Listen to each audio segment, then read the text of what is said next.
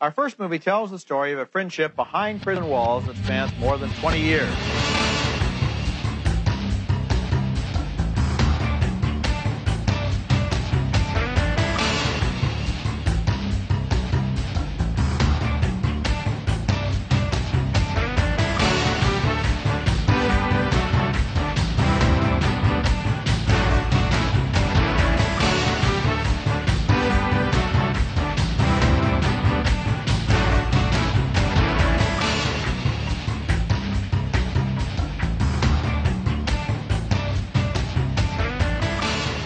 Bienvenue à un épisode spécial de Middlebrowmadness, un podcast cinéphile. Je m'appelle Derek Godin. This spell makes your little friend a big friend. You will need the following items for this spell. Pen or pencil, paper, casting instructions for make your penis big. Write on a piece of paper, mighty water, hear my plea, add number of inches to my penis, size or girth. This is my will, so mote it be. After this, masturbate in the paper and flush it down the toilet. Good lord. I like how you tried to throw me off there, Derek, but don't worry. I tried so hard, but I didn't get far at all. At the end, it doesn't even matter. But yeah, so if you want to make your penis big, I feel like that's so simple, I've done that on accident. You know? Like you do is, you write on a piece of paper, hey, I want my dick to be big, and then you jerk off on it and you flush down a toilet. Which is, that's definitely something that you might have accidentally done, even if you didn't mean to. I mean, who among us has not jerked off on aspirations?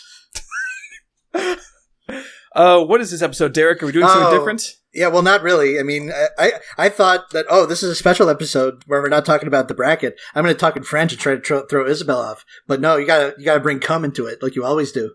That's me. I'm the Cum Baby. That's the worst phrase I've ever said. Too bad that's going to be the title of the show. God. Is the title I'm the Cum Baby? I'm the Cum Baby, yeah. Oh, what? Boy. I mean, not inaccurate, but...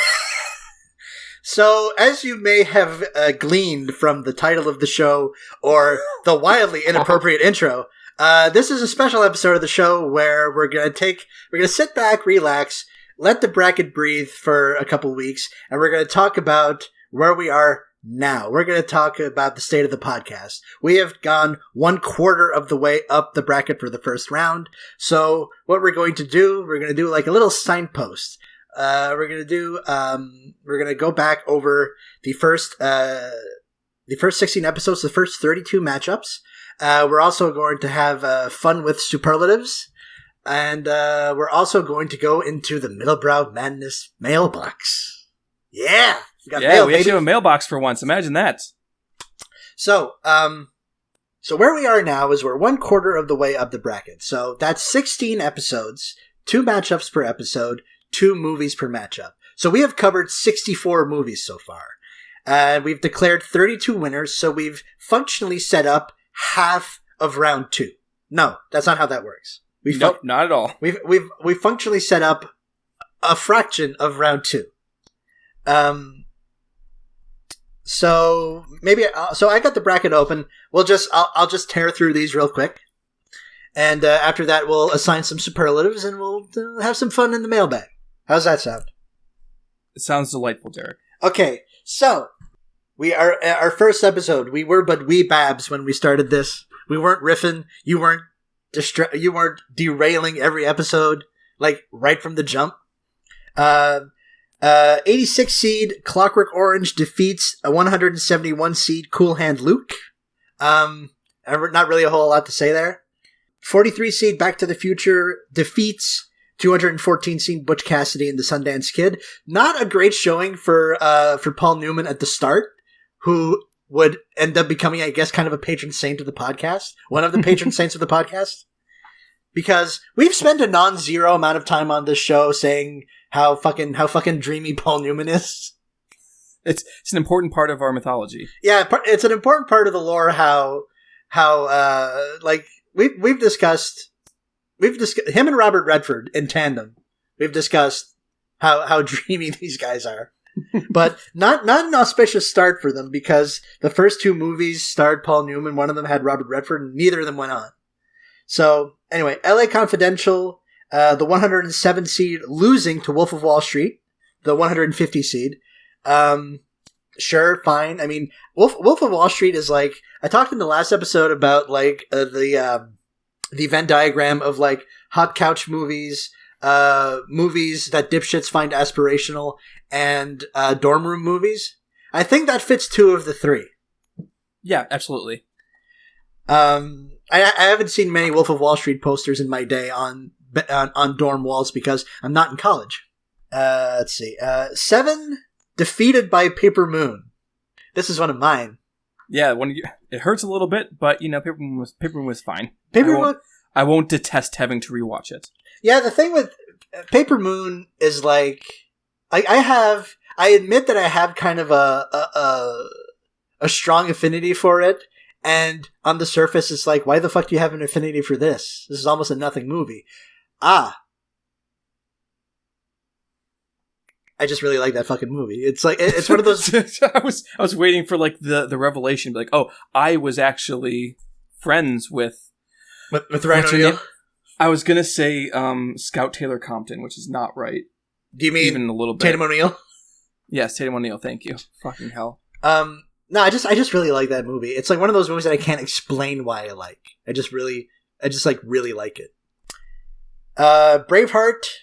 Over Into the Wild, which one of our least good matchups, kind of like movies that both have very serious problems with. And we have to we say it over and over again. We're gonna have to contend with the specter of a lot of bad dudes in this show, and a lot of the times like bad dudes making good movies, because it's easy to be like, man, not only is this guy a fucking sex pest, he's a dog shit director, but like you had made the observation. I remember it's really easy to dismiss Morgan Spurlock for sure. being both a sex pest and potentially one of the worst directors of all time. But when you've made Braveheart's a pretty fucking good movie. I really like Passion of the Christ. I think that Apocalypto is a masterpiece.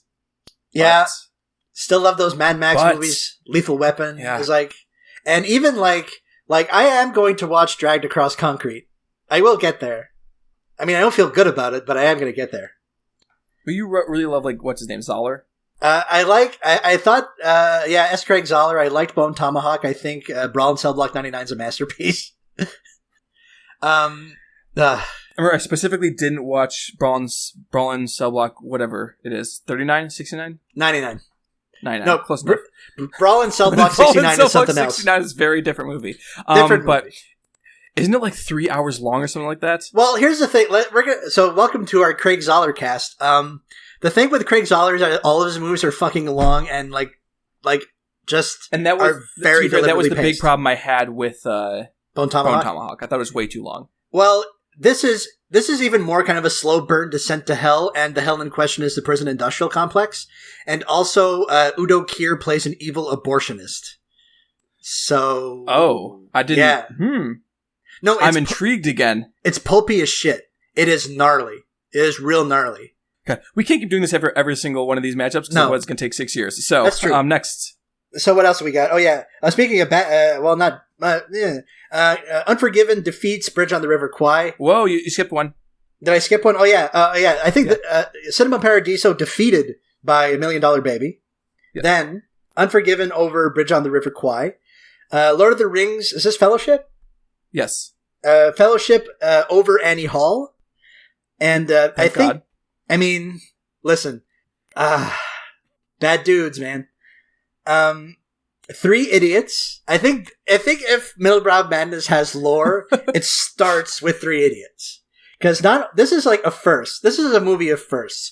This is the first movie from India that we covered on the show.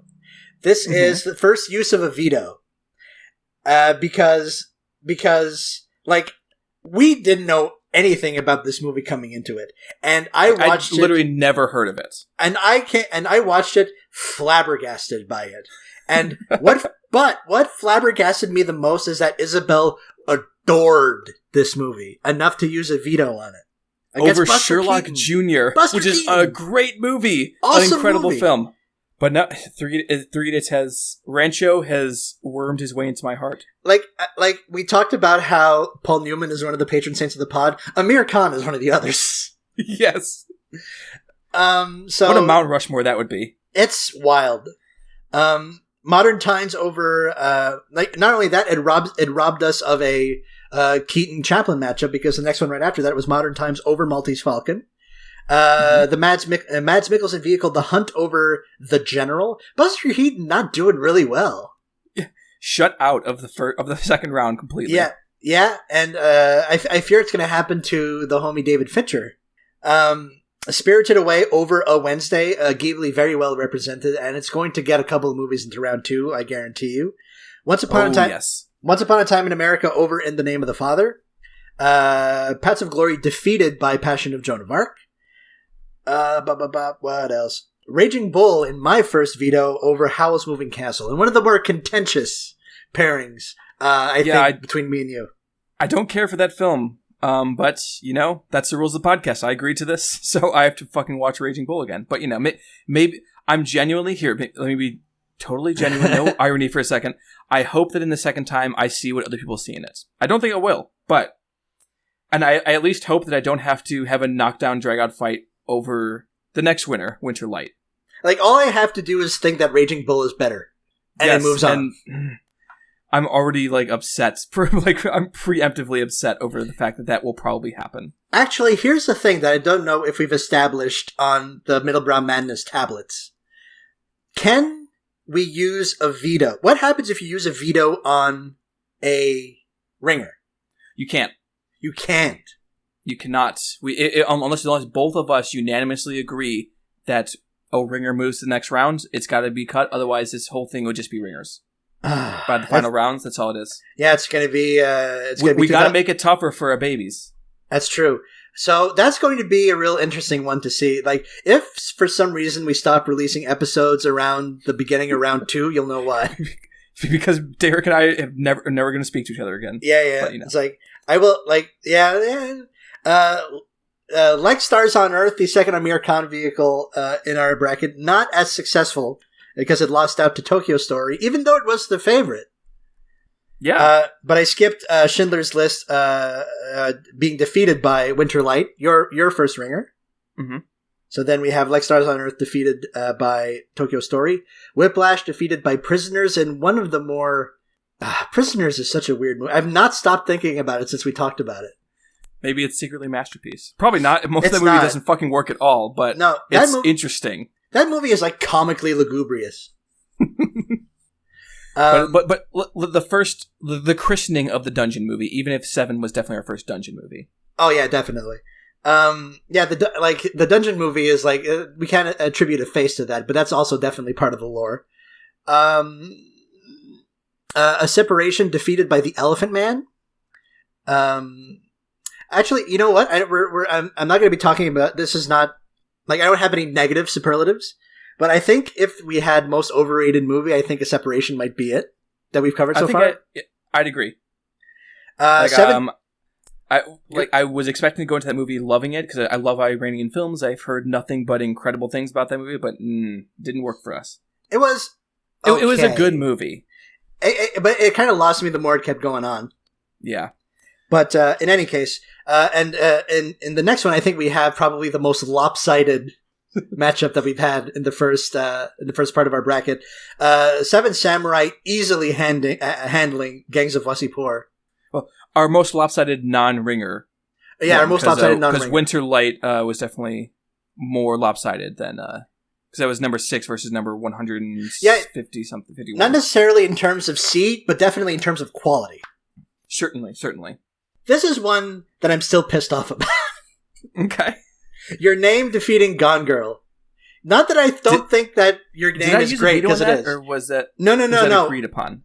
I think that was agreed upon. I think there was some attempt at metagaming, and I told myself I don't think my thinking was you were going to use a veto on it more than I wanted to use a veto on Gone Girl. And I don't know how that shook out, but...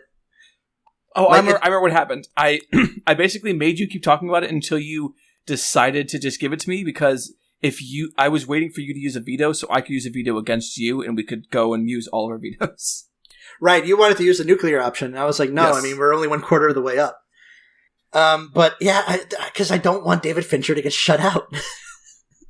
And I think he might. We'll see. But Your Name is a phenomenal film. I don't know how well it's going to do against Apocalypse Now, which is the film it's against. But we'll get to that. We'll get to it. I know you do, but this is a 2-person operation as well. Because I'm not like dour and depressive like you, liking Apocalypse Now. I like my fun movies. My fun melodramas for teens. You are a liar. But yes, Apocalypse Now beat Before Sunrise. Thank God. It beat Before Sunrise. I'm the Linklater booster on the pod. Apocalypse Now is a better film in almost every way. Yes. That's just facts, you know. All About Eve over A Beautiful Mind. Wow, what a matchup that was. Two best. Also, one of our more like, I guess we're gonna move one movie forward just because we hate the other one. Well, I liked All About Eve, but it's like it's good. It's a soft like, but it's like it was the first time we had 2 Best Picture winners against each other, and yeah, I think it is kind of like not because All About Eve is like a masterpiece. It's because A Beautiful Mind's kind of dog shit. I believe I called it morally objectionable. Morally reprehensible, I believe was the term you used. What else do we have here? We have this is one that probably ruffled the feathers of some first year film students. Inception defeating 8.5, which I stand by. I agree. I still think that's true. I still think that's correct. I still think that just by like the slimmest of margins, I think that's correct. Like, and Fellini got his due later on, so having seen Knights of Cabiria afterwards casts 8.5 in a slightly different light, I still think Inception edges it out just a little bit. Yeah, agreed. This was tough for me.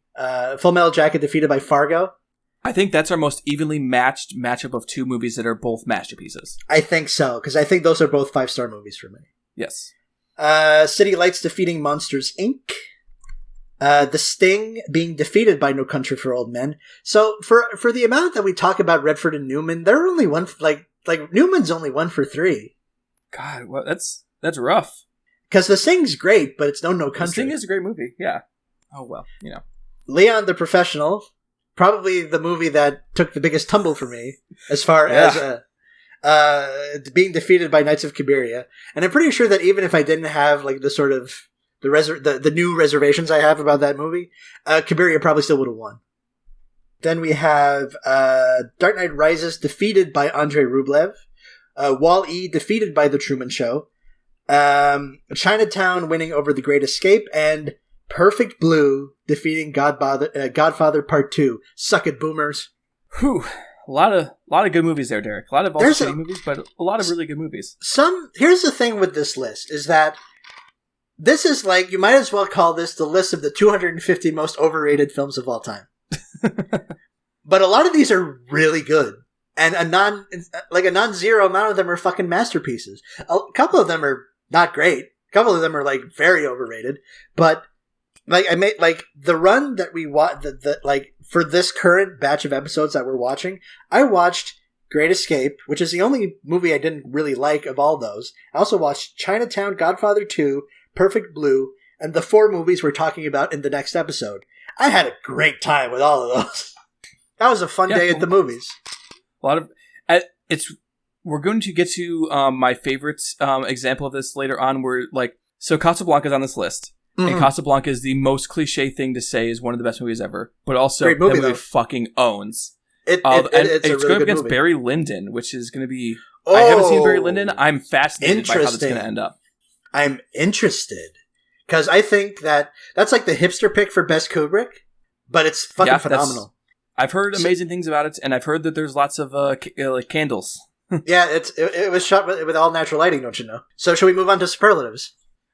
Sure. Yeah, we all came up with a couple. We have one that we share between us, but the rest of us were being loosey goosey and just deciding our own.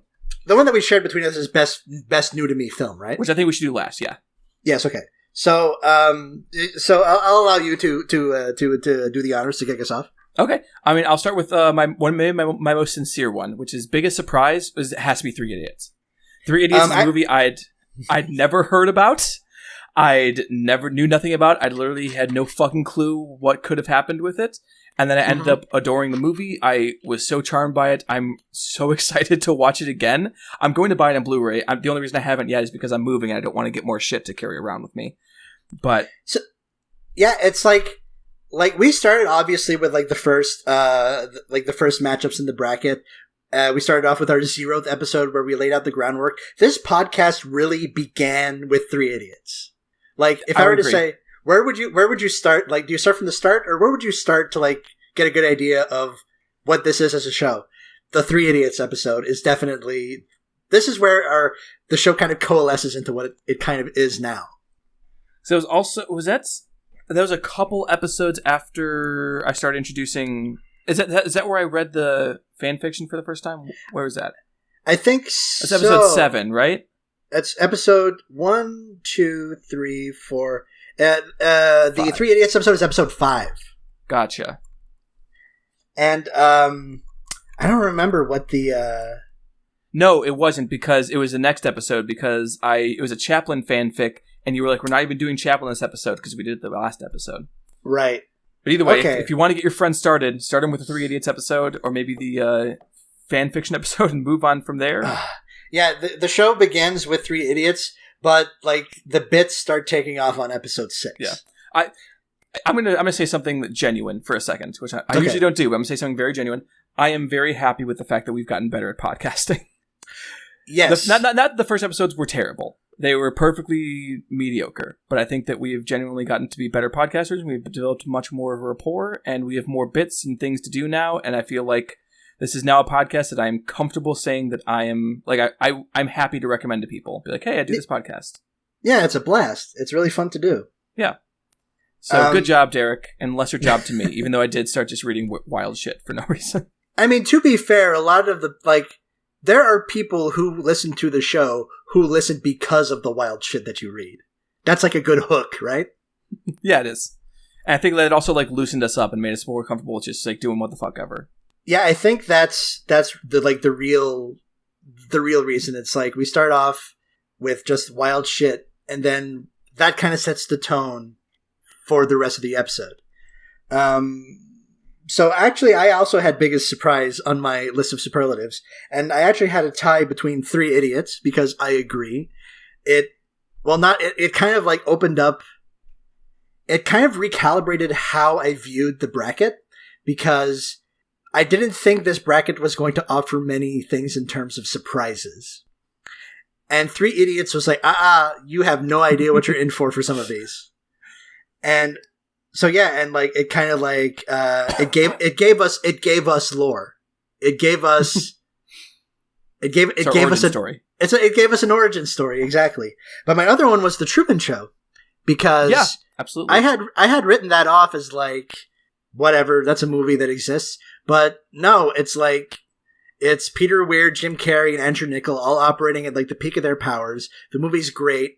And I was like really surprised by it. And we had a very fruitful, very deep discussion about the nature of like perception and God. Yeah, I mean, I think that makes for good podcasting, or at least I would think it's good podcasting.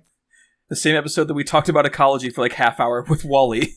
That's a wild episode. That's another good one. So if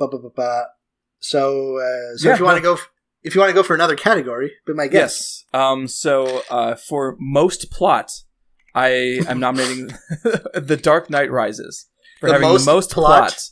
Not necessarily the best plot, not the most interesting plot or the most well-rendered plot, but it's certainly, I think I can say without qualification that it has the most plot of anything we watched so far. It's a Rat King of incident. Often to its own detriment. Man, that movie is way worse than I thought it was. It didn't age well, even though it's only a few years old. Yeah. I would say, the only thing I would say to that is Gangs of Wasseypur got robbed. Oh, fuck. Yeah, I try to push that movie out of my mind whenever I can. Sure.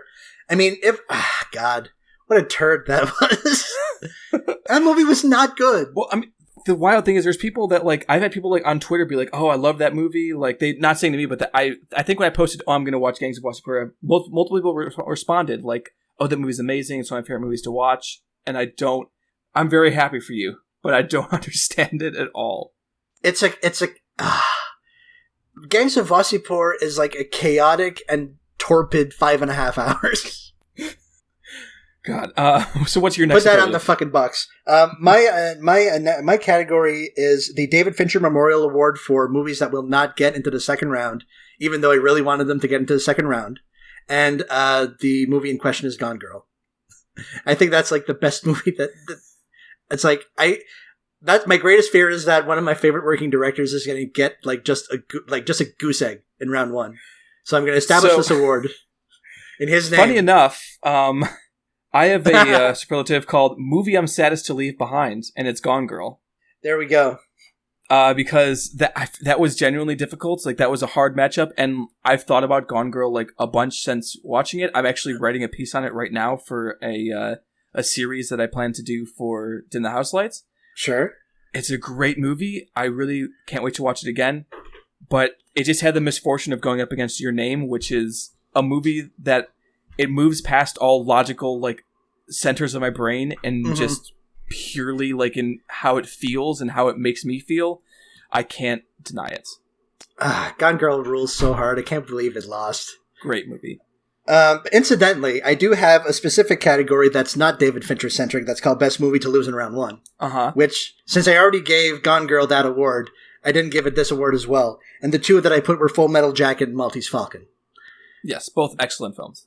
Because these movies rule so hard, but they were just up against movies that ruled just a little harder. Yeah. Just a teeny tiny bit. Those matchups are some of the hardest ones we've done. Like, Full Metal Jacket lost to Fargo, and I believe Maltese Falcon lost to Modern Times. So yeah, yes. not so just bad beats. Just the bracket doesn't care. Which is part of the fun of doing it this way, because if we were just to do this, like, here, let's watch all these movies and choose which ones are the best, those movies would all make it way past like where they are right now. But the bracket never lies, right? The bracket never lies. Except for when shit loses in round one due to like a weird technicality. I think we both have one superlative besides the final one, right? Left? Yes.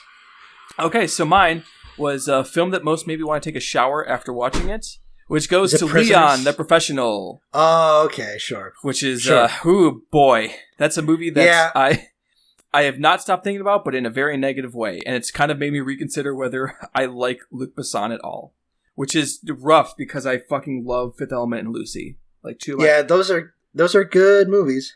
But, man, that movie really kind of took all the shine off that apple. And then learning more about him as a human being, it was bad news. I'm not happy about it, and I'm...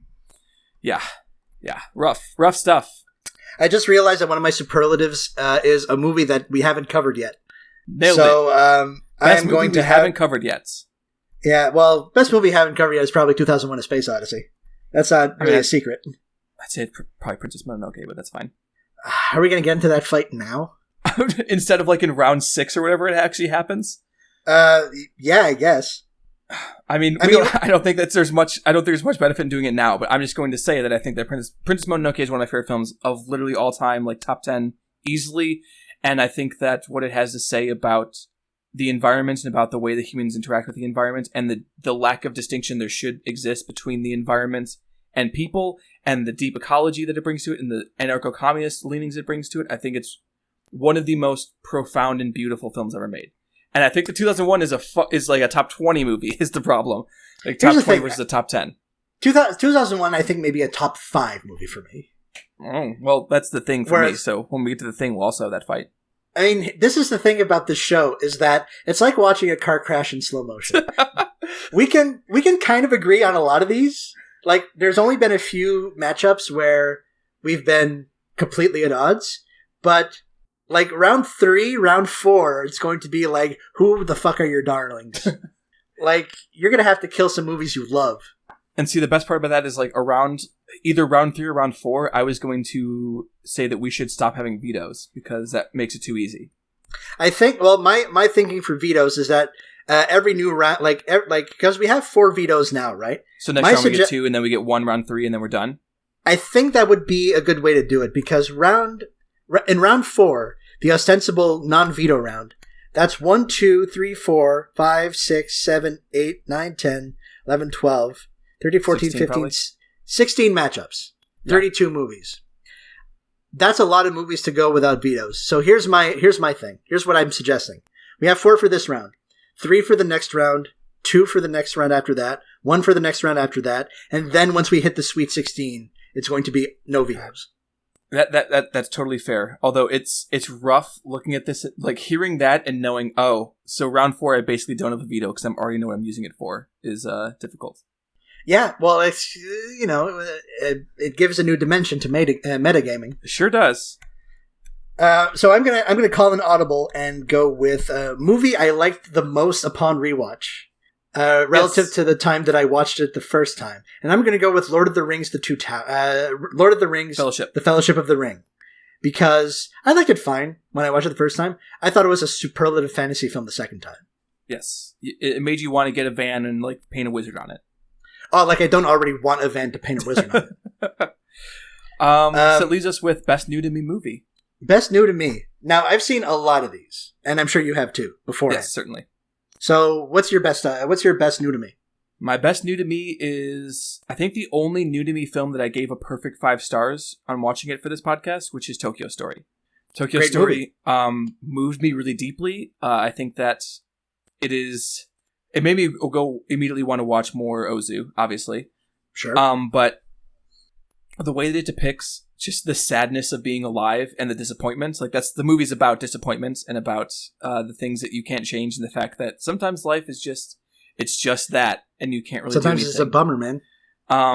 Was really incredible, and I think that the way it's set up and the way it's structured so perfectly makes that hit in a way that is really devastating to me, and I'm both looking forward and not looking forward to watching it again, because I know it's going to wreck me again. Yeah, it's not a fun movie to throw on.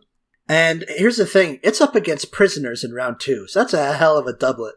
God, just sit in your house all day depressed. Sitting in your dungeon.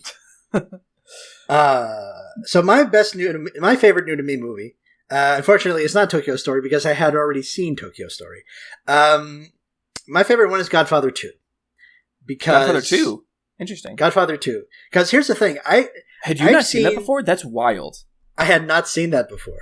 And it's, I love bummer, character-driven, painterly, operatic 70s movies.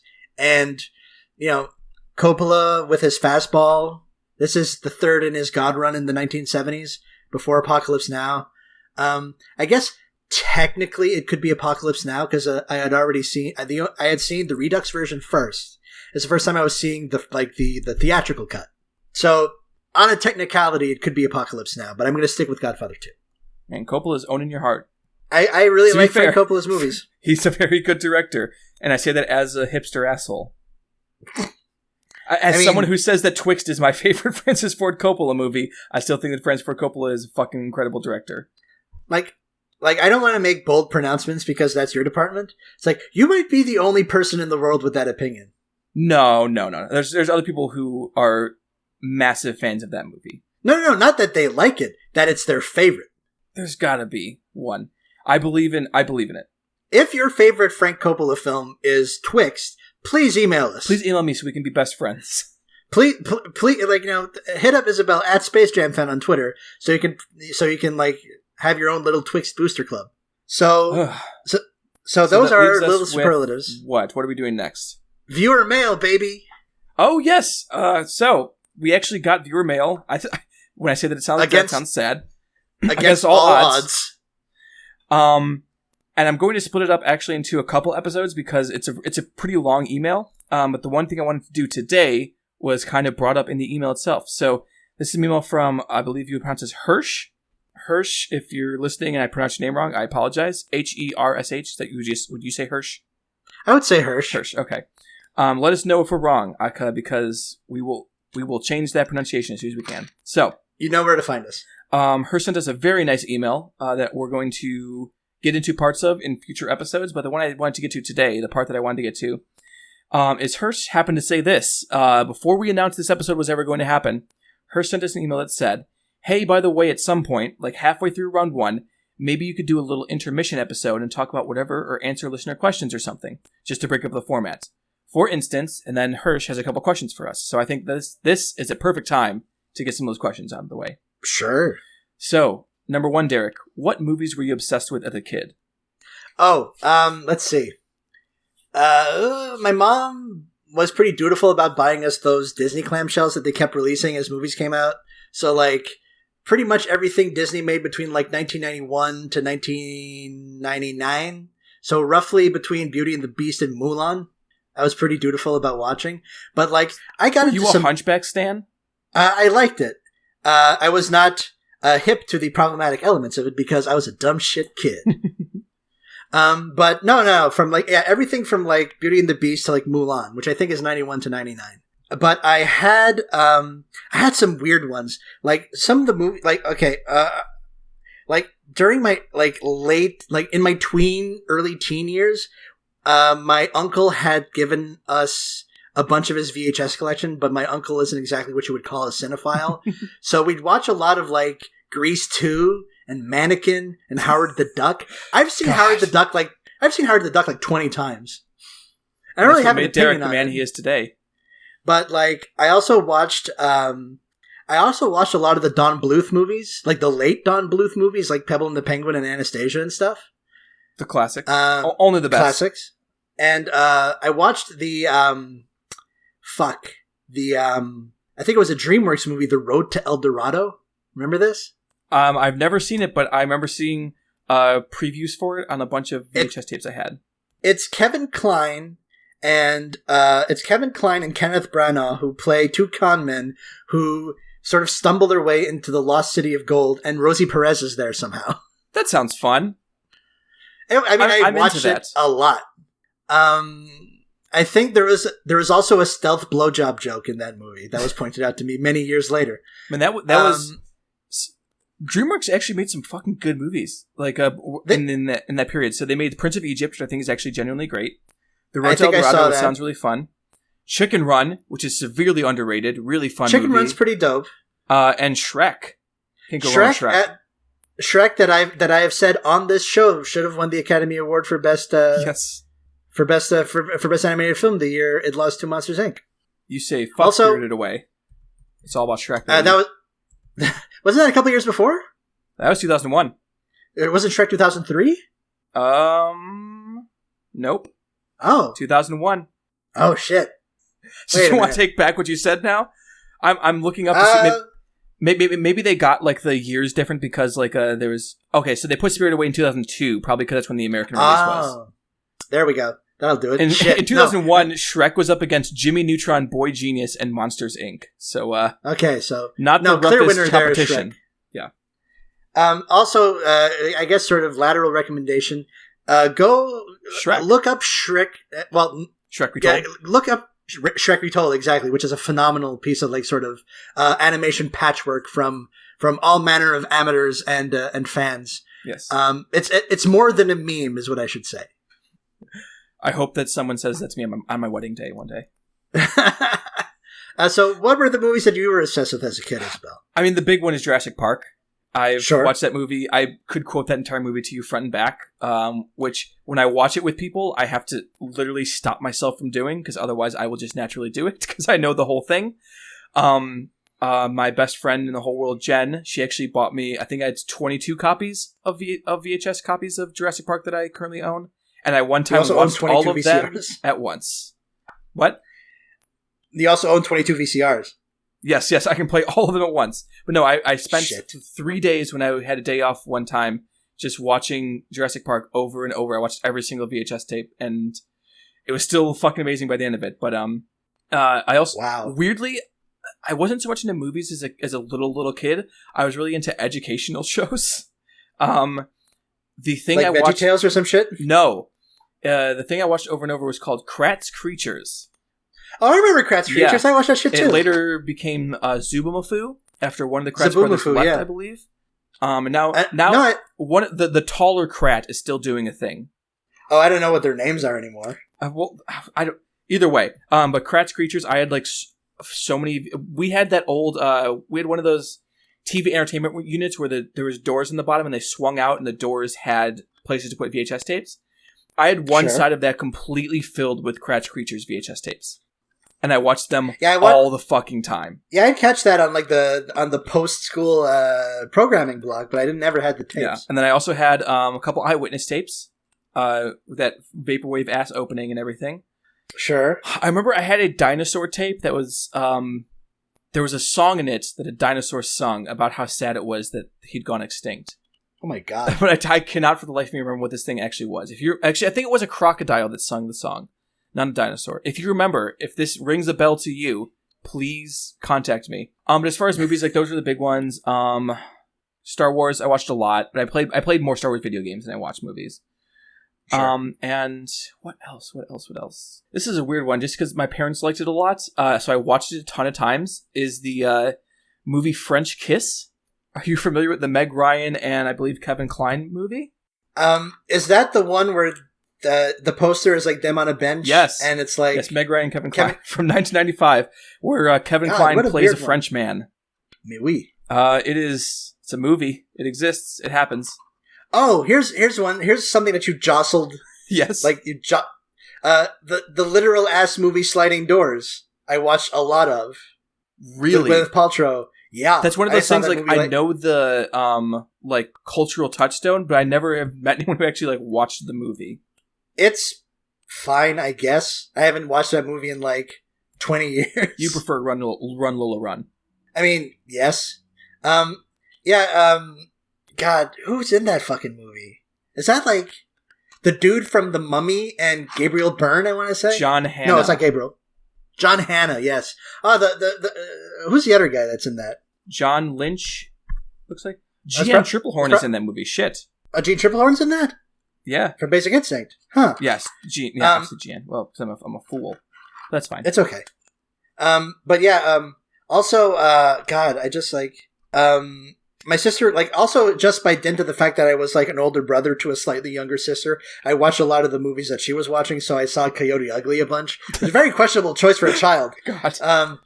But also Spice World. Gotcha. I also, for the record, I watched the original Mummy movie quite a bit. Yeah, the Brendan Fraser Mummy, which I'm convinced holds up. It still is an excellent film. There's some, it's maybe slightly more like colonialist than you want it to be. Yeah, retrograde. Yeah, but I mean, a movie with Brendan Fraser, Rachel Weisz, and what's his name? The guy I really loved. Here's a fun fact. We're getting completely off topic, but the first man I ever had a crush on. What is his name? Hold on, we're looking this up. The guy who plays like the pharaoh, or Oded Fair. He plays Ardeth Bay. Do I need to send you a picture of this person? Hold on, I'm looking it up. Oded Fair was also in Charmed later on, for what it's worth. Were you a Charmed girl? I loved Charmed. I watched Charmed all the time. And also, John Hannah was in The Mummy. Yes. Here we go. I'm pulling up the picture of him in The Mummy. I'm sending it to you via Slack. This is great podcasting. There you go. Oh yeah, I remember this guy. Yes, very attractive young man. Well, I guess very attractive man at that point. He wasn't so young, but still. Oded Fair. Good job being the first guy I ever had a crush on. I've got a boring answer for that. It was Christina Ricci because of the first movie I saw in theaters was Casper. So I feel like I watched Casper a lot as a kid, so I feel like that was probably also in my wheelhouse somewhere. But the first like girl I can remember having a crush on was Fran Fine in The Nanny, or Fran Drescher, obviously, as the actress. Fran Drescher, who still fucking rules. Fran Drescher should be in more shit. She's awesome. My first real exposure to Fran Drescher was. She was in UHF, the Weird Al Yankovic. I was going to say, it was probably, knowing you, it's either Spinal Tap or UHF. Yo, I watched UHF. Like, UHF was one of the first DVDs I owned, and I burned the shit out of it. I watched it so much. Like my header on Facebook, a Facebook I never use, is a shot of Weird Al Yankovic just kind of staring blankly because he's looking at burgers. Because this is early in the movie. He's like working as a cook in like a fast food restaurant. And my mother, when I change it, she's like, "Oh, I remember that image from when you were a child." Because I watched UHF a lot. That movie fucking rules, by the way. Here's a movie that doesn't rule. The first DVD I can remember owning, which is relatively later. It was a little later into the DVD cycle. I had a VHS player for a while, but the first DVD player DVD I ever got that I can remember is Dreamcatcher, the Stephen King movie. Oh, shit. Which is not a good movie. Not good by all accounts. Also has one of the more offensive depictions of someone with a mental disability that I've ever seen. Oh, boy. Who's a literal alien. Oh man. Ugh. Rough stuff. But there is a part where what do you call it? There's a lot of really good actors in that. It's a weird thing because Timothy Olyphant is in that, Morgan Freeman, Thomas Jane, Damian Lewis, but Jason Lee. Also Donnie Wahlberg, who but he plays he plays Duddits, and Duddits we have some problems with Duddits. Now that we're woke, we have a lot of problems with Duddits. They put the word dud in his fucking name. Yep. But this is more important. Timothy Olyphant at one point gets an alien who like drills into him through his asshole. Oh right. Oh god, that seems uncool. It was a good. I'm just about to say it's a good movie. It's not. But I mean, as a kid, I loved Stephen King. I liked the fact that they were weird ass aliens and there was a lot of gore in that movie. So I was like, this is for me. Also, Morgan Freeman says the fuck word in it. So. My favorite actor growing up was like many young men my age was Jim Carrey. So that God run between Ace Ventura and I guess Liar Liar. My parents hated Jim Carrey, so I never saw any of his movies. So I never had an affection for him. They also didn't let me watch The Simpsons. I remember specifically, but I remember got that a specific story about that though. Is the reason I couldn't watch The Simpsons was because my mom saw part of an episode one time, and she saw Bart steal money from his mom's purse, and she was like, "Nope, that's not a good movie. It's not a good show for you to watch." So I never watched The Simpsons until I was 21. And hey, if you've never watched The Simpsons until you're 21 years old, it's a very bad TV show, even the good episodes, and I will stand by that opinion. Futurama is great, but The Simpsons, there's never been a good episode of The Simpsons. That's probably the hottest take you've had on this show. Probably, yes. And to be fair, I haven't seen every episode of The Simpsons, but I've seen the monorail one that everyone shits their pants over. I think it's bad. I think it's not funny, and I like Phil Hartman a lot, but it's still not funny. I think it's pretty funny. Okay. I mean, I can't judge too much. Like I said, I love Futurama. I watched Futurama so much that I ended up memorizing the commentary because I watched it with the commentary on. Yeah, Futurama rules. Did you ever get to watching Disenchantment? No, because it looked very bad. Jim Carrey. Yes. My favorite actor. Watched all of those movies. Dumb and Dumber was the funniest shit. But what you're saying is that your family, much like Tommy Lee Jones, did not sanction his buffoonery. Yes, this is a no buffoonery household. Although we did watch Buckaroo Banzai, and there's a lot of buffoonery in that movie. There's a lot of buffoonery in that movie. I feel that was a long time spent on that question. I feel like that movie kind of destroyed my brain as a kid and made me the pretentious piece of shit I am today. Which is weird because I wouldn't qualify that movie as being pretentious. But it's a cult movie. It's a movie for specific tastes, let's say. It's an odd little. It's like growing up on it's like growing up on Lutefisk. You know what I mean? Sure, a very Midwestern thing. Yes. Yes. We spent a long time on that one question. So there's two more questions. We're gonna go through them a little quicker, I think. What are your favorite film scores? Film scores. Recency bias, maybe, but Johan Johansson's score for Mandy, which people who know me know that was my favorite movie from last year. I waited a very long time to see it, and just it fucking slays that score. But something in a little more traditional. I don't listen to scores very much, if I'm being really honest. Neither do I, to be fair. But a lot of here's kind of a deep one. I really like the score for. This is not something that I'll throw on for funsies, but I really like the score to Forbidden Planet. Okay, which is mostly beeps and boops and theremins and shit. Yeah. It was some I forget the name of the composers, but it was sort of avant-garde electro shit. That's really cool in context, but again, not something I would throw on for funsies. The one of those that for me, actually, this isn't true because I actually think it's I think it's the only film soundtrack that one of two film soundtracks I would say that's one of the best albums ever made, even though it's a film, is the soundtrack for the film The Andromeda Strain.